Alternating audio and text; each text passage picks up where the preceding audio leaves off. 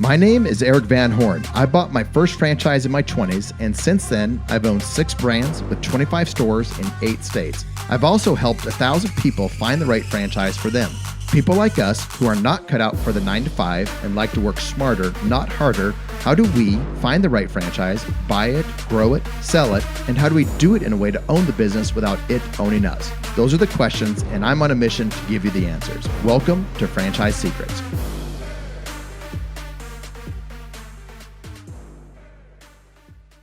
Welcome to the Franchise Secrets podcast with your host, Eric Van Horn, and today's guest is John Hewitt. Now, this is going to be probably one of the most interesting, fun podcasts that the listeners have ever seen. You've all heard my story. You heard how I got started in franchising. Now we get to go back to the start of this with John Hewitt, was the first guy I've ever met in franchising. He was my mentor in a lot of different things in franchising. And I'm sure he has a story or two to tell about me. And I might even have a story or two to tell about him. But John, I've been looking forward to this interview for a long time. So thanks for coming on. Eric, it's my pleasure.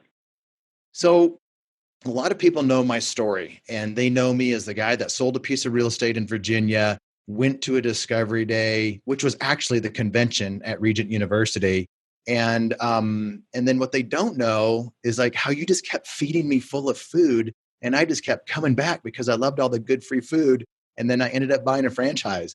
So do you remember that original time when I came to that first meeting and all those different meetings that we had? I do, Eric. As I recall, you were in your late 20s and you're trying to find yourself, and you owned real estate and were making a living off of managing a few real estate properties. And you came to more discovery days than any person I know. And I think we were your main source of food for many, many months. That is a very true statement. And I've got to hold the record for something. But as I look back, John, there was a lot of us in that first group in that franchise that came in around the same, probably 2 to 3 year period. We've all gone on to do some really cool things in and outside of franchising. And as we get together, you don't even know this, as we get together, we talk about the things that we learned from you early on. And so I'm going to talk about some of those things that were just probably normal to you at that time, always trying to ingrain into us young franchisees, but they were really pivotal to us. And we look back on them as key things in our lives that we've taken on, and we are now echoing them to people in our worlds. So back in the day, was it easy for you to see who was going to be really good, or did you just want people, just give them an opportunity and see where it goes and give them the best chance for success possible? Yeah, I think that I always look for quality people, but even I brought in 5,000 franchisees in my career, and even I can't always predict how well someone's going to do, because it doesn't come down to how smart you are or how educated you are or how experienced you are or even knowledgeable in the industry that you're investing in. What it comes down to is how well you're willing to follow the system. And I've always felt it was my job as a franchisor to create the top system, the top method of operation in the industry. And if I did my job, and I've done it for 51 years, if I did it well, then it's your job to follow that system. And while many people over the years, I'm sure 1,000 people have told me I'm going to listen, I'm going to follow your advice 100%. There's not one person that followed my advice 100%. So I'm always looking for that. Always looking for the right person. Always looking for signs that they're not going to follow the system, because it's a lot easier to get rid of someone initially who isn't going to listen than it is to start with them and have them fail. Because when people fail, they can only blame themselves or me, and I'm always the one they blame first. It's so true. I've seen it. I was an area developer. We had, in Liberty, and sold that with 42 locations. And, you taught me how to echo your words to the franchisees of follow the system.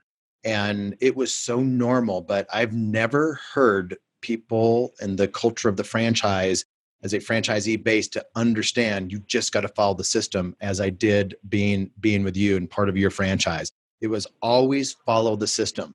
Was that, when did you first really understand that, like, that was a message that you wanted to get out to the franchisees consistently? Was it at your original one, and when did that really start? Yeah, I think it was ingrained on me from the beginning because I've been a student in business my entire career, and I started with H&R Block, and they were, of course, the 800-pound gorilla. And when we started competing with them, they had 9,000 locations, and we had 6. And so it was our goal to become a strong national player. And in order to do that, you had to differentiate yourself. You had to do things different. If David had gone onto the field with the same sword and armor and shield that Goliath had, there wouldn't be a David and Goliath story. He'd just be the 189th guy killed by Goliath. And so we had to have differentiators, and we soon learned things that we could do different that appealed to our customers, that was enable us to compete with that 800-pound gorilla. What were some of the things that you've changed in that you've learned from brand to brand? Because you are a franchisor of several different brands. You've been doing it for a long time. You've learned some things along the way. What is something that you thought you were so sure of early on, only to realize there's a better way to do it, or there were some shifts that happened that really changed the way you did things forward? Have you ever had anything like that happen? Absolutely. I'll start with the 2 biggest mistakes I ever made with Jackson Hewitt. We bought 6 stores from Mel Jackson's widow back in 1982. We were all company-owned locations, and 3 years later, we had 22 locations, and H&R Block had 9,000. And I said, at this rate, I'm going to be about 9,000 years old before I'm going to be H&R Block size. So we were going to need to do something different. So the second biggest mistake I ever made was to not franchise right off the bat and go with company-owned stores. While that was lucrative and successful, it was never going to get the kind of growth that we were looking for. The number one mistake we made was kind of naive and clearly an error of judgment. And I'd replicated just about everything that H&R Block had done over the years that I thought they did well, which was almost everything. They're a Fortune 500 company. They were a household name. They had almost a monopoly in the National Retail Tax Corporation. And one of the things that they had done was an area representative program. And I said to myself foolishly that people don't listen to me. If I bring in an area representative, then they're not going to just not listen to me. There's going to be an area representative between me and them. They're even less likely to listen. And so I resisted and never developed an area representative program at Jackson Hewitt. Well, as a result, of those 2 errors, we still had very rapid growth. Mm-hmm. In 15 years, we grew to over 1,000 locations, and the company was sold for $483 million. But fast forward to Liberty Tax that I started, we immediately started franchising. We started an area representative program, and after 12 years, we had 4,000 locations. So we were able to move a lot quicker. So I can cite mistake after mistake that we've made, and I think that's what you get when you get a franchise system. Is you don't just get the things to do right. There's a lot more things you can do wrong than you can do right. And so what you get when you get a great franchise system is, here's this yellow brick road. Get on the yellow brick road, follow the system, and that's the only way you can go wrong, is to not get on that yellow brick road. and make the same mistakes that have been made myriad times before. Switch roles for me. You are not the franchise founder with a ton of experience. You are a prospective franchisee wanting to find a franchise with really good systems. And they come and they investigate two different ones, one with really good systems and one with really poor systems. How do you, knowing what you know now, but being someone that wants to get into franchising as a franchisee, how do you know if they have really good systems or not? When you build a franchise system, you deal with all kinds of people. You don't deal with all Eric Van Horns. You deal with a lot of people that are I won't try to insult people and say they're mediocre or average, but they're not superstars.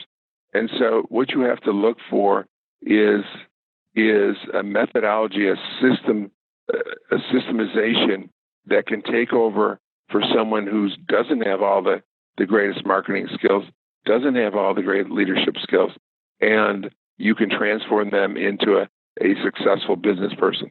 So what I look for is systems that can elevate the performance of someone that's closer to average, because when you get thousands, you're going to get a lot of average people. Mm-hmm.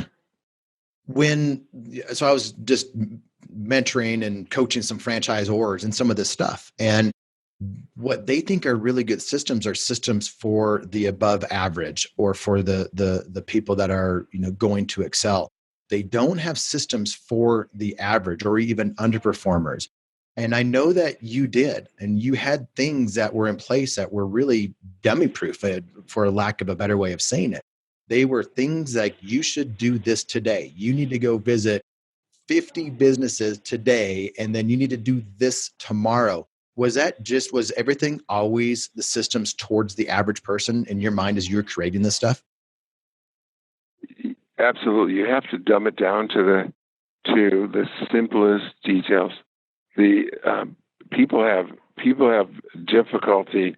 How many A students are there that in high school and college? There's only a small percentage of superstars. You're going to get your B, C students, and if you don't have a system that can be very, very lucrative to a B, C student in high school or college, you're going to have a failing system. And the last thing that I want, and the thing that is for anyone to invest in me and my system and not be able to have them succeed in that journey. And so, yes, and Einstein said, genius is making complicated things simple. And so I've always viewed my role as trying to uncomplicate the complicated and make it and do exactly this. And I think we were the only. I've never heard of another franchise system. There may be franchise systems out there, but at my companies, for example, we learned at Liberty. We didn't do this at Jackson Hewitt. This is one of the improvements. But I was on a conference call during the tax season more than every other day, just saying, this is what you need to do today. So even if you attended training and you forgot and you're too lazy to open the operating manual, or you weren't thinking about, you weren't focusing on the right thing, every day you were reminded by, and I was on those calls, as I said, more than every other day during the tax season, this is what you need to do today.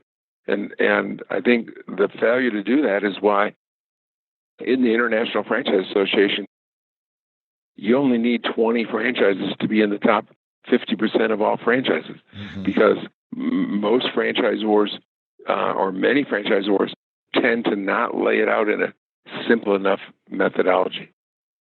And not only that, because you were on these calls, I did not appreciate it as much then as I do now. As I look back, I've been a part of 7 different franchise brands now, and I'm creating my own franchise. And, and I look back and I'm like, that one thing of these calls at critical points, like daily, you were on these calls was extremely valuable, because you brought it down to something actionable that everybody can do every day. And not only that, I see franchisees have a hard time taking action. It's not always business owners aren't always really good action takers which they should be. But if you break it down into step by step, you didn't say this is what's going to happen over the next 6 months. Like this is what you're going to do today. And this is one key takeaway that I always noticed.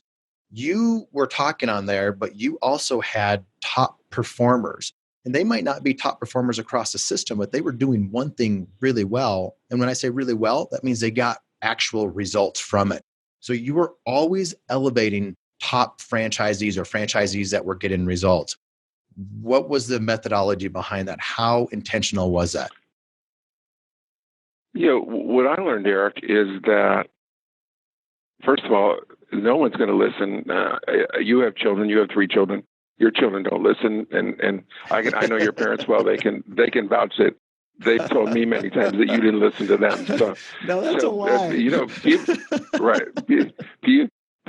Sure it is. Well, let's get it on the phone and we'll see. But the people just don't listen, and what I found, I would sit in meetings, and with all my experience, and back when you started, it was 20 years ago when I only had 32 years or 33 years experience, and people wouldn't listen to me. They would turn and ask the franchisee next to them for advice, and I saw people give horrific advice that was just amazing to me, that they would believe each other more than they believe me, and it's kind of a us versus them. It's corporate versus franchise.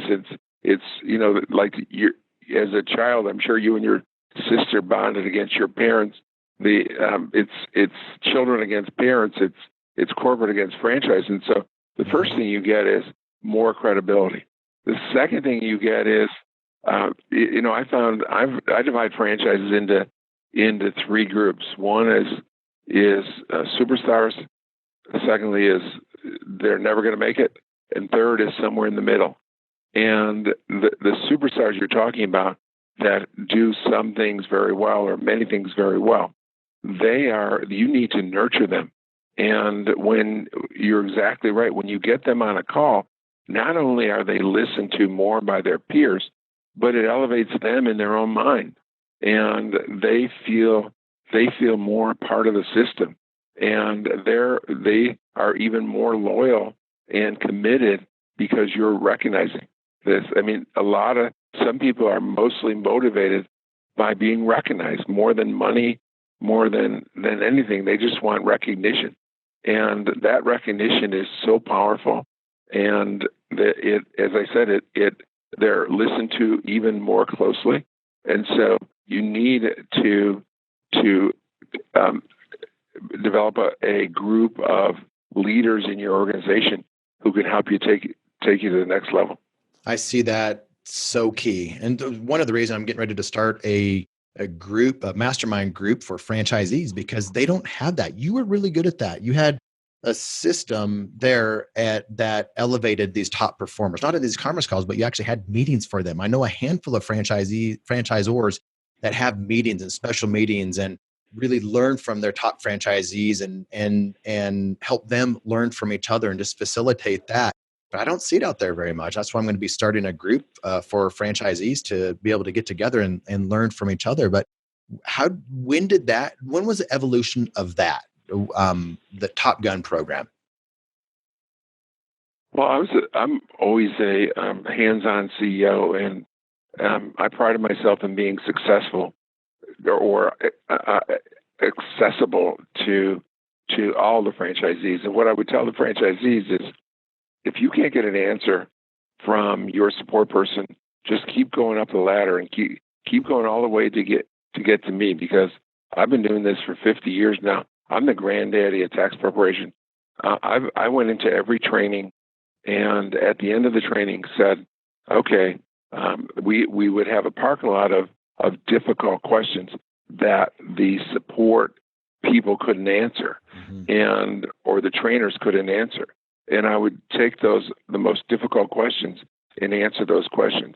In addition to that, I did a lot of entertaining. I had many meals when I was on the road with franchisees. I was constantly I had to eat breakfast and lunch and dinner I always included franchisees and always sought them out and invited them to participate and ask the toughest questions, get the best advice. And again, accessibility is very, very important for a CEO with a franchise system. So having all that accessibility for franchisees to you, and I know I've been at many dinners with you. Thank you, by the way. They were always really good and filling. But what were some of the things that some big takeaways, things that you learned from franchisees at some of these dinners or these parking lots that you held? Any big takeaways, or like, wow, that was a really interesting one, and you still remember it today? I'd have to think about that off the top of my head. I don't recall coming away from any specific situation with a change of mind or a change of mindset. But what I do know is that, again, as we talked about earlier, my goal is to have the finest system in the industry, the best system of operations.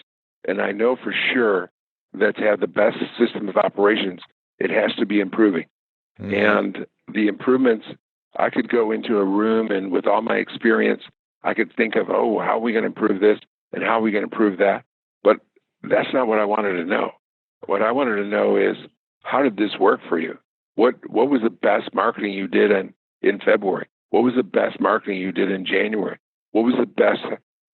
How did you hire employees? How do you retain employees? How do you handle your most complicated tax situations? I wanted to know. I want to hear from the horse's mouth.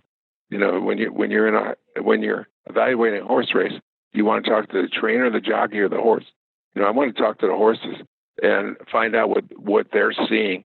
The franchisees had one huge advantage over me.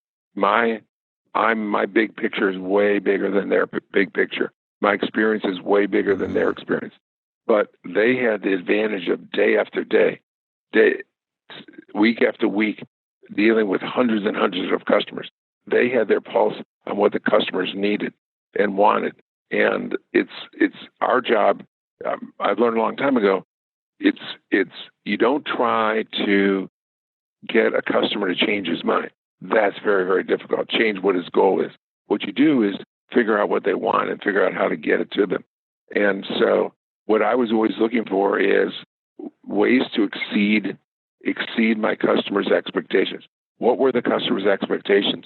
And what ways did they see that as a system, we were doing the best at exceeding customer expectations? And of course, part of that is eliminating the ways that we were failing to meet their expectations. So not only did I want to know what was right, I want to know what was wrong. And I think that too many people, too many leaders, not just in franchising, but in all kinds of businesses, they don't want to hear the bad news. And really, you need to embrace the bad news.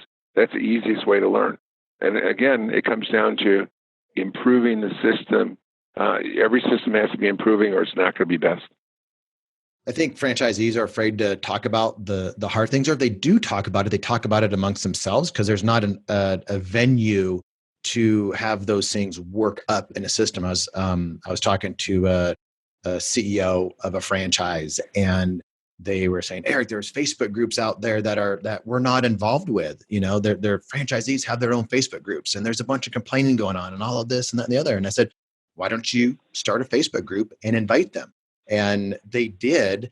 And now that this franchise has a Facebook group, and they're getting all kinds of feedback, where before it was just, there's such lack of feedback, and it was just franchisees complaining.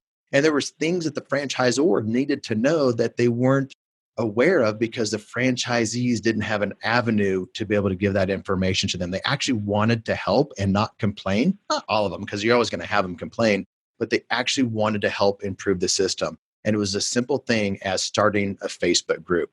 What are some of the other areas that you have seen to receive feedback from your franchisees?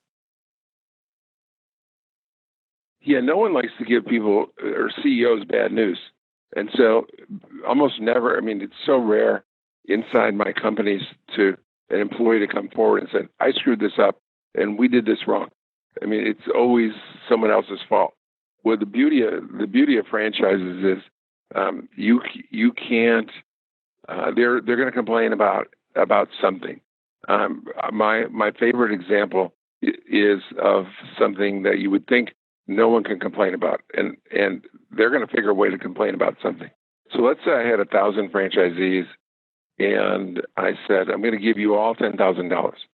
You would think no one could complain about that. But actually what's going to happen is your biggest franchisees are going to complain and say, we're paying hundreds of thousands of dollars worth of royalties. That little guy's only paying $4,000 of royalties. If he's getting $10,000, I should get $150,000. And the little guy's saying that those big franchises are making hundreds or thousands or millions of dollars a year. I'm not making money yet. If they get $10,000, I should get $50,000. And so they'll find a way to complain. So I love that, but you have to embrace it. And so many people get defensive. One of my favorite stories is my marketing director, and I won't mention any names, but one year, April 15th was on a Saturday, so the season ended on the following Monday. And one of the worst franchisees we ever had, called up from California and said, tried to get the marketing department and said, the TV station is on their way to do a film in my office. How should I handle it? And there was the entire marketing team was in the field helping out with offices. And so no one took the call. And he sent this scathing letter about how on April 15th he couldn't get anyone to help him to deal with the press. Mm-hmm. And I went to the marketing director, and the marketing director got their back up and said, he's the worst franchisee ever.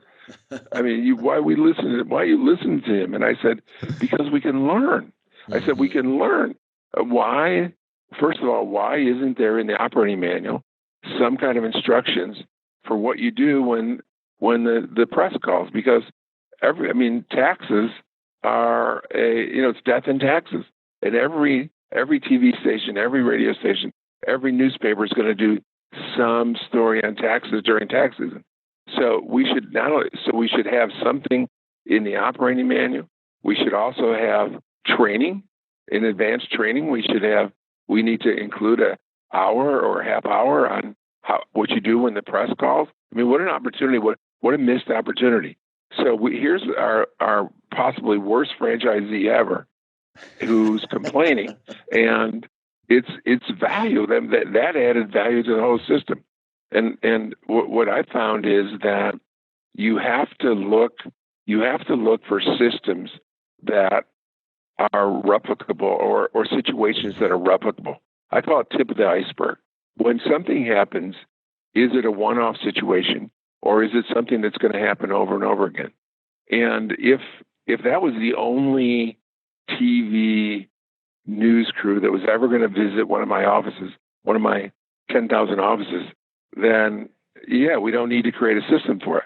But if that's going to happen hundreds and hundreds of times, we need to create a system and training for it in order for it to be, again, we talked earlier about keeping things simple down to its most basic components. It needs to be able to use by the masses, not just the elite. That is also an example of you saying you're looking so far ahead or beyond, or you're thinking differently. And I see a lot of business owners, they are just caught up in their own thing, or even people at the corporate office. They are not looking ahead. They're not looking at things from a different angle. They're just seeing a phone call come in or a scathing email, and they're taking it at face value versus looking at it from a different angle and be like, what can we learn from this? Yes, he is the worst franchisee. Yes, I was out doing other things, but I can absolutely create, so I can learn from this situation and not get emotional about it. How do you teach people, business owners, to think that way? Or is it easier not to have them think that way and you just think that way for them? Well, I'm pretty lazy, so I tend to not try to think for them in the sense that I want them to think for themselves.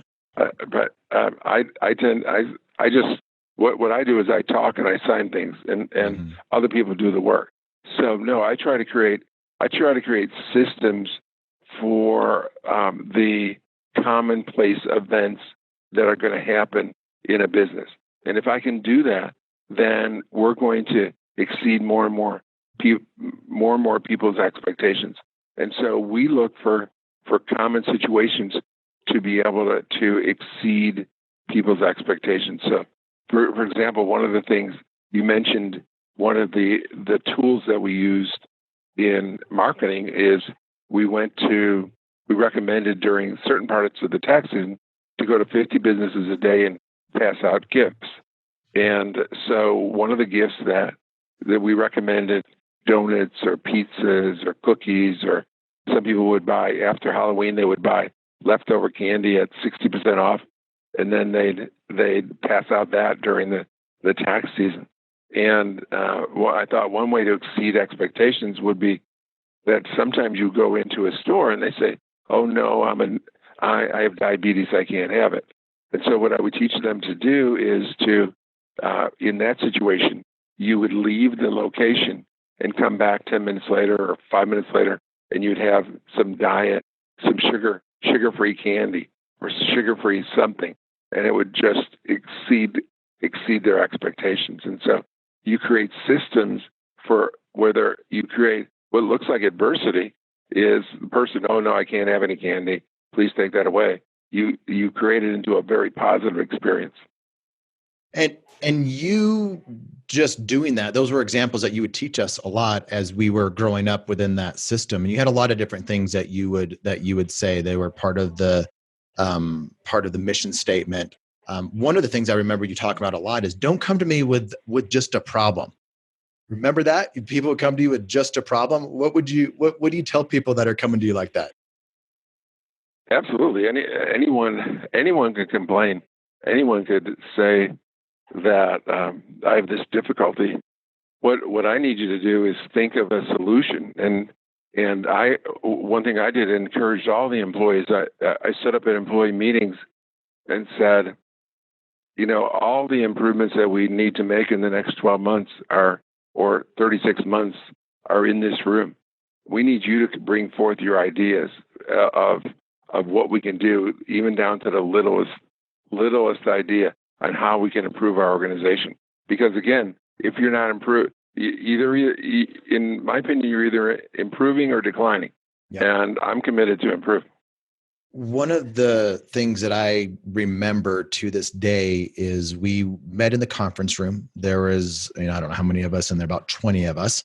And you came in, and the job was to create a top 10 list of the things that the franchisee should be focusing on. And do you remember going in that conference room and saying, and I think I had this right. I'm kind of nervous about asking you some of this stuff because your memory is much better than mine. But I remember coming up and talking through this top 10 list that really became the thing that was talked about to the franchisees consistently. And it was the 10 things that they needed to be doing all the time, basically. Yeah, the important part of any communication is that it's easily understandable. There was a famous story that one of my former employees who had been in the military a submariner for 25 years, he told me this story, and he said there was this, and even though he's in the Navy, but I think it was about the Army, because he said this famous general had, maybe it was Ulysses S. Grant, had a Major Brown, and he was the dumbest guy in the whole armed forces. There has to be a dumbest guy, right? I mean, there's the smartest guy and the dumbest guy and everywhere in between, but he's the dumbest guy. And so the other officers would say, "Why do you keep him around? He's dumber than dirt." And he said, "Because if I can explain my orders to him and he gets it, then I know everyone else in the Army is going to get it." And so you guys were playing Major Brown that day, right? So I was going through and saying, okay, these are the top 10. Is this understandable? Is this clear cut?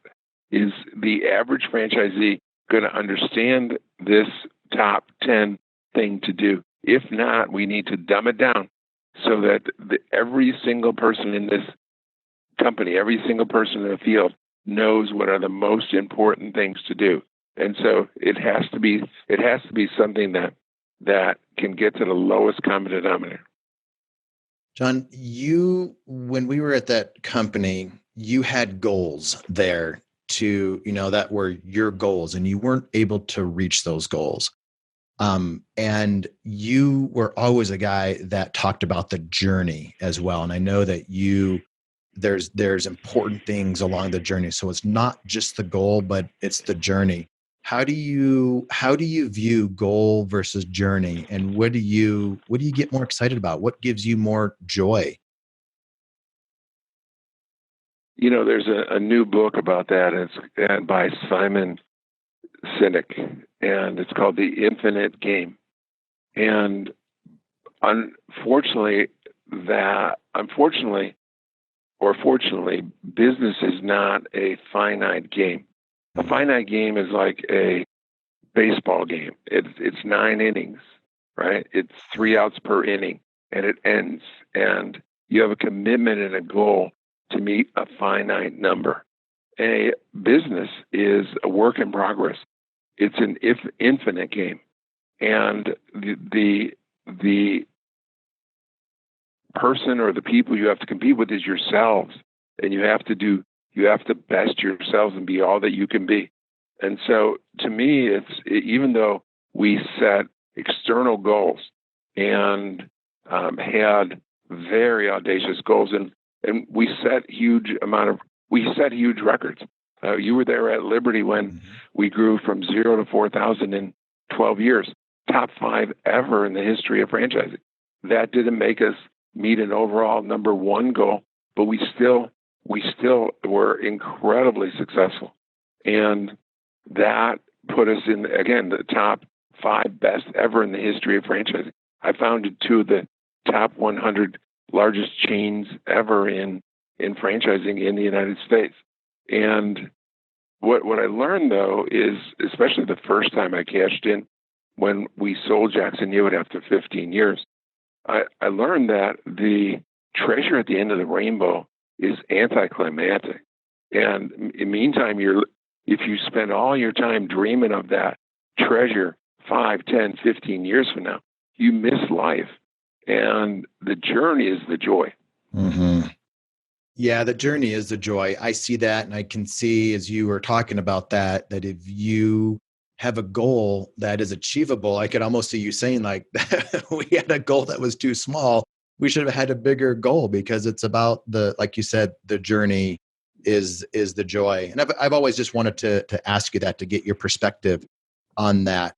One of my former business partners, and he's a dear friend of both of ours, called you up the other day because he and I are looking at investing in some stuff together. And we're like, who should we call to get some insight on this? And he called you up, and you gave him some advice. I wasn't able to be on the phone call. And he said, Eric, John just gave me excellent advice as usual. And it's advice that we're following through with. But it gave us just that comfort to know, like, solid advice from someone that's been there, done that, and ahead of us. How do you view relationships like that? Whether it's your past students, franchisees like myself and many of my friends, or people that you look up to, like how important is relationship with these people in your life?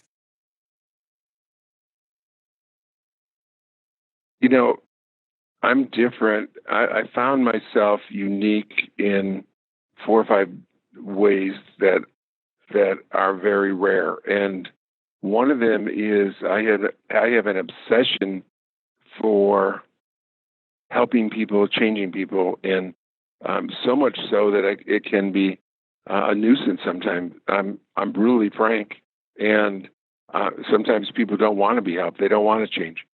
So not only do I have so one of the things that's different for me than other people is I want to make the world a better place. I want to help, and I want to help people be all they can be. So when people ask me, like you and Dan did, I'm honored by that. And And I always take the time to to answer and give advice and give thoughtful advice. And as a matter of fact, I reached out to him a few days ago, which is a couple weeks after he initially called, just to see how it was going because I hadn't heard from him. But I guess that's one of the 4 or 5 differentiators between me and other people. I don't tend to give advice if people won't listen. Once people listen to me, and Dan has been famous for virtually every meeting that he ever attended with me, every lunch or dinner or just a plain meeting that he asked for. We come with notes and questions, so as long as people are willing to listen and consider my advice and heed my advice most of the time, I'm very, very honored and feel good about the opportunity to be able to do that. You get as you age. I think most people in this country they want to retire and they want to relax and they want to just lay back. And to me, first of all, I don't know what I would do if I wasn't working and continuing to build businesses and change lives. I don't know anything as much fun as what I do. So that is very, very difficult for me to understand because I don't want to sail around the world in 180 days. I want to do what I do, which is build businesses, change the world, make it a better place, and to give back. And I think I'm very, very appreciative of too much is given, much is expected. And also, I've been in business for 51 years, built 2 public companies, $1.5 billion of market cap with less than a $20 million investment. I'm at the peak of my knowledge in my business career. So I stand ready to help people. You are going to be remembered for a lot in business, and there's going to be things that I'm going to remember you for, and the things that you as I look back on my life and people that were influential. What do you want people like Dan and myself to remember you for as we look back? What I want you to think of me is that at every point in our relationship, from before you joined, when you were freeloading all those meals, to you went to Kansas City, and then you expanded into Austin, Texas, and then you eventually left the company. I want you to understand this, that at each and every step of the way, before you were with me, when you were with me, and after you left me, I've always wanted what's best for you, not what's best for me. If it's best for both of us, that's incredible. But at every step of the way, I want you to understand, and Dan to understand, and everyone to understand that I've always wanted what's best for each of you. That's fantastic. And, and I get it. I understand it. We've been in closed doors meetings, interesting dinner conversations, and have gotten to know each other well over the years. And I can see that. What I see as a big disconnect in the world of franchising are franchisors just going private equity like that. And it's nothing wrong with going private equity, because most franchisors will sell at some point to somebody, whether it's private equity or going public or taking on different kinds of money. That's an exit strategy for the founders of the brands. But what I see, John, are people that are doing it at the expense of the franchisees. Growth, unit level growth, unit number growth is more important than franchisee health or doing what's best for the franchisee. How have you seen the world of franchising change, or has it always been that way and my eyes are just opened up to it more? No, Eric, unfortunately, it's always been that way. That is from my vantage point. Even when I was at H&R Block, it was a kind of it wasn't a love relationship. It was a hate relationship. They made a lot of money. Both made a lot of money, but they fought. The franchisees fought with the franchisor, and they weren't appreciated. So what I learned a long time ago was that the most important element of a success of a franchisor is happy, successful franchisees. And so many franchisors, I'm afraid most franchisors do not put the franchisees first. What I learned a long time ago is if your franchisees prosper, then you're going to prosper. If they don't prosper, you're going to fail. And so it's got to be a win-win situation. And I've always put the franchisees first in knowing that I need them to prosper, or we're not going to have a viable business. Most franchisees will never know that, though. And I remember having conversations with you as I became a regional developer and area representative in Austin. And it's kind of a sub-franchisor. You know, I was the face, I was the franchisor in their mind. And, you know, it was that similar type relationship where they never appreciated what I was doing for them, even though I had the best of intention. I had their best intention in mind, trying to help them. They didn't see it. What's it like, you know, for those franchisees? Speak to franchisees out there that are part of a franchise that a franchisor really cares about. Like, what is that relationship? Why is it always? Why can't it be? I don't know the word, but why is there that conflict? Maybe it should be symbiotic or beneficial, mutually beneficial. First of all, it's not always, and it often isn't. And that's why to be in the top 50% of all franchises in the International Franchise Association, you only need 20-some franchises, because many franchisors don't get that. So I can't speak to all franchisees and say that's the right thing. But I can say this, that it's all over the Bible. It's all over just good sense and logic that if you do things for people and you expect them to appreciate it and to feel good about it, then you're going to stop doing good things pretty soon, because many people do not appreciate all the great things you do for them. And that's okay. You don't stop doing the right thing because people don't appreciate you. Otherwise, you'd stop day number one. And my favorite Shakespeare is, this above all, to thine own self be true. You got to do what's right and do what's right. If you do what's right for people, you know, you're going to be judged by a lot higher power than anything on earth. So let's say we were sitting across from each other and I came to you for some advice as I start up this new roofing franchise with my business partners. I say, John, tell me what advice you would want me to have as I go into the franchisor side of things. Well, I'd have to think about the bigger picture thing, but certainly things that come to mind that are tried and true is happy, successful franchises, and you have to have a very good working model, and with testimonials, and then you have to put the franchisees first, and then you're going to grow exponentially. We have a few minutes left. I want to get into what you're doing now, but I wanted to say this one thing as, again, Dan and myself and other friends of mine that have grown up with you as our leader. One of the things that we've looked back on and we've said multiple times that we always may not have enjoyed or liked what John said or did or whatnot, but we always knew where he stood.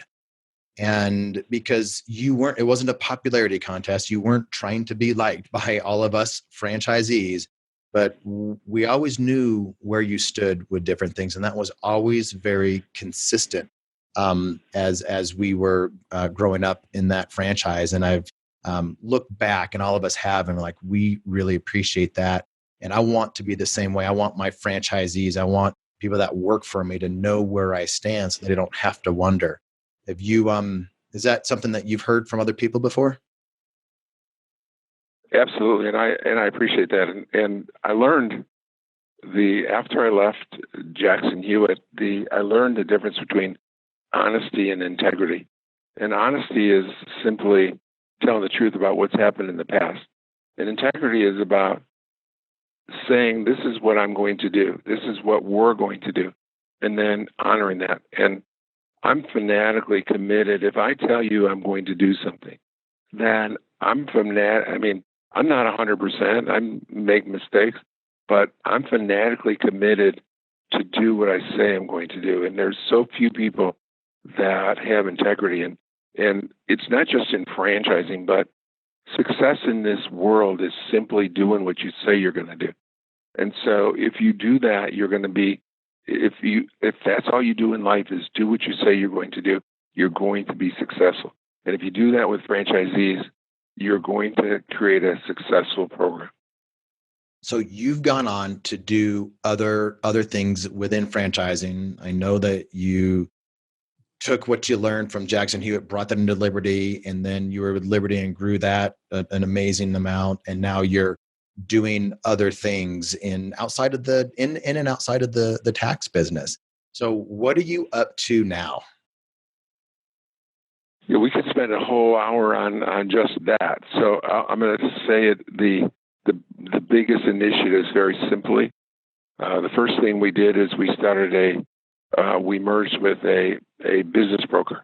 Instead of selling houses, we sell businesses, and so we have first choice business brokers. Secondly, looking to get back in the tax industry. I've already done it with Block. I've already done it with Jackson Hewitt. I already did it with Liberty, and now Entrepreneur Magazine in the January issue, top 4 income tax franchises in the world, in the universe. Now ATAX, my new Hispanic brand, is number 4th already in the 4th highest ranked tax franchise. So we're coming out with a tax franchise focused on Hispanic, and really the demographics has changed in this country so dramatically over the last 20 years.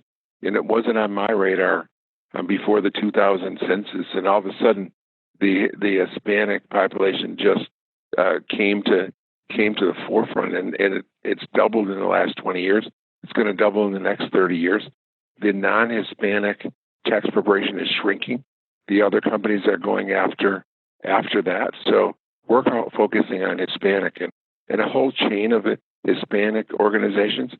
My vision, Eric, is that there's going to be a Hispanic chain of banks, realtors, just tax preparation, and so forth. So insurance, those things are going to happen. Today, there isn't a chain of even 300 Hispanic locations in this country that focus on Hispanic, the fastest growing part of the market. And if you took the GDP of the spending of the Hispanics in this country, it's already at $2.3 trillion.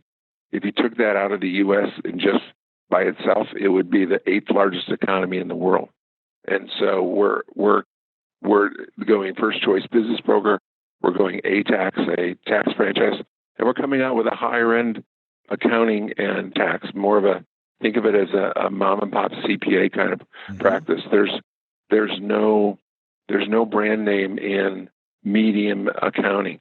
If you go to the largest accountants, the KPMGs and the Ernst & Youngs, and there's brand name. If you go to the lower end, the H&R Blocks, the Jackson Hewitt, the Liberty, the ATAX, there's brand name.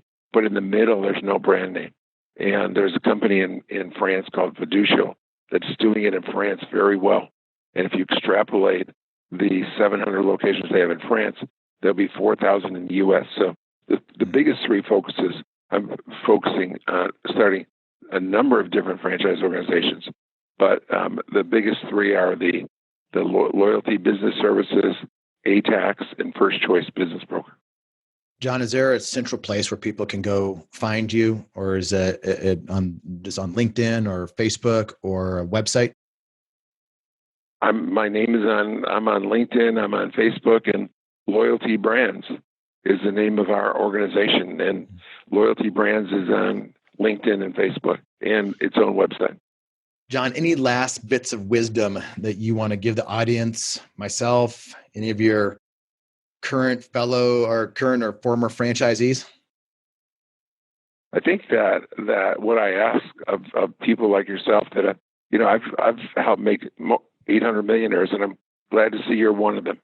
And and all the names you mentioned are amongst the group of millionaires that I've helped and become that. And the biggest thing I can say is, pay it forward, change the world, make it a better place, but pay it forward. John, thank you so much. Thanks for the opportunity. Way back in my 20s, mentoring along the way in a lot of different areas in business. I appreciate you as a man, as a person, as a business leader, and as a friend. So thanks for coming on. Thank you, Eric. It's been a great pleasure. You did a great job. Thanks for listening to this episode of the Franchise Secrets Podcast. Whether you're watching or listening, please make sure to subscribe to my YouTube channel and to whatever channel you're listening on. If you want my help with anything from buying a franchise to franchising your business, please visit franchisesecrets.com.